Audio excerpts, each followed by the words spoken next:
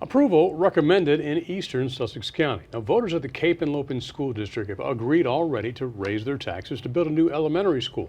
But the county needs approval for land use. Now, our Sussex County Bureau Chief, Evan Kozlov, joins us live at the proposed site of the school. And Evan, Planning and Zoning voted last night to recommend council give the go-ahead.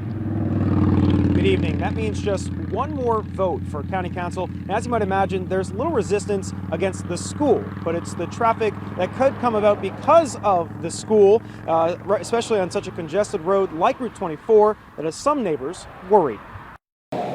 It's a picturesque scene with a noisy backdrop. Route 24 sees car after car after car. Neighbor Deb Norton says a new school coming to this plot of land makes her worried. Certain times of the day, it's really horrific. I think when school gets out, you'll see a lot more traffic and more congestion. And from Chopper 16, you could see the proposed site. The building would have two entrances. One, the secondary access point off of Mulberry Knoll Road, would be shared with Delaware State Police. The other, the primary entrance meant for parents and buses, would be off of Route 24. We're encouraging public use. Chairman of the Planning and Zoning Commission, Bob Wheatley, says there is a plan to deal with traffic. What happens is when they're all coming at the same time, they tend to stack right out here on the highway.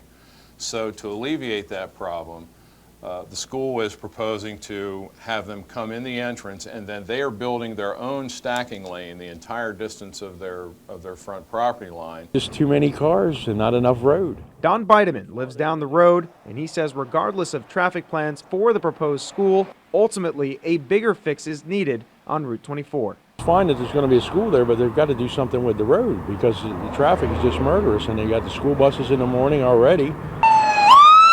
One step closer to approval, one step closer to more cars on the road.